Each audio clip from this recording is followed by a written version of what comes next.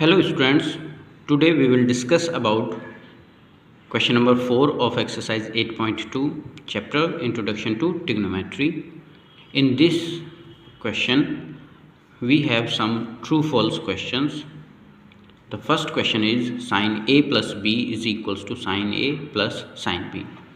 तो स्टूडेंट्स यहाँ पर जो वैल्यू आप देख रहे हैं वो ऐसे आपको दिखाया गया है जैसे कोई नंबर बाहर लिखा हुआ है और एक ब्रैकेट के अंदर कुछ वैल्यूज़ लिखी हुई हैं और हमने यहाँ पर डिस्ट्रीब्यूटिव प्रॉपर्टी का यूज़ किया हो 2a + 2b। तो यहाँ पर जो a और b हैं ये अलग अलग वैल्यूज़ होती हैं, उनके ऊपर कोई एक नंबर डिस्ट्रीब्यूट हुआ है। लेकिन इन केस ऑफ ट्रिग्नोमेट्री ये वैल्यू जो होती है ये एक एंगल को रिप्रेजेंट करती है। अब एंगल जो है वो a + b के सम के इक्वल है, बट ये दो डिफरेंट वैल्यूज़ नहीं हैं जिससे हम इनको इसके साथ मल्टीप्लाई करें। दूसरी बात यह है कि साइन जो है उसके साथ यहाँ एंगल डिफाइन होना ज़रूरी है। ये और ये दोनों चीज़ें कभी भी मल्टीप्लिकेशन में नहीं होती हैं। यहाँ पर साइन जो है वो बताता है परपेंडिकुलर अपॉन हाइपोटेन्यूज। एक ट्राइंगल के अंदर 3 एंगल्स होते हैं, उनमें से एक जो है राइट एंगल ट्राइंगल का 90 डिग्री माना हुआ है, यहाँ पर A और यहाँ पर B मान लिया गया है। तो ये एंगल को डिफाइन किए बिना आप ये नहीं बता सकते कि which side is perpendicular. Okay, तो यहाँ पर ये जो वैल्यू है ये फॉल्स है, it is false. The next question is the value of sine theta increases as theta increases. अब स्टूडेंट्स अगर आप ट्रिग्नोमेट्रिक टेबल को देखेंगे तो उसके अकॉर्डिंग आप पाएंगे जैसे जैसे value of angle is increases then the value of sine theta is increases. Sine theta के 0 के लिए वैल्यू 0 होती है, ये 1/2 होता है, ये 1/√2, ये √3/2 और फाइनली 1। तो 0 से वैल्यू जो है वो इंक्रीज़ होते होते कहाँ पर पहुँच गई, 1 पर पहुँच गई। तो जो ये स्टेटमेंट है ये ट्रू स्टेटमेंट है।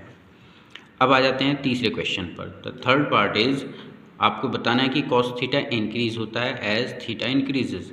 तो सेम यहाँ पर 0, 30 डिग्री, 45 डिग्री, 60 डिग्री और 90 डिग्री।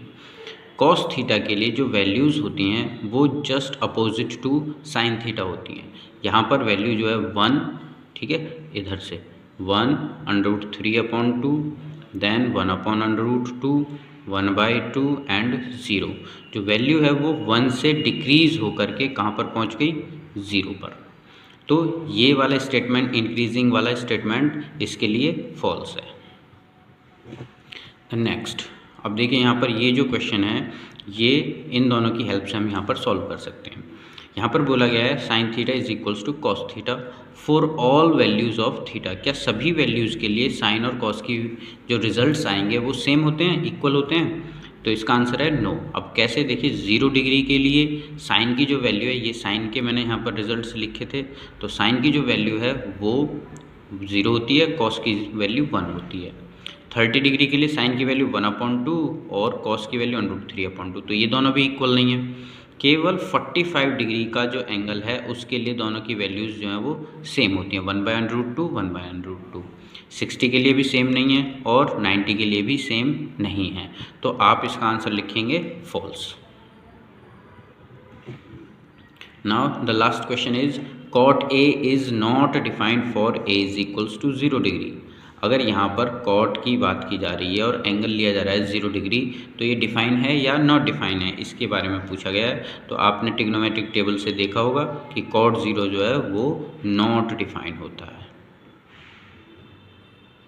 जैसे tan 90 नॉट डिफाइन है, वैसे ही कॉट 0 भी नॉट डिफाइन है। तो ये आंसर जो है ये सही है, इसका आंसर ट्रू है। It is not defined for 0 degree. Okay, thank you.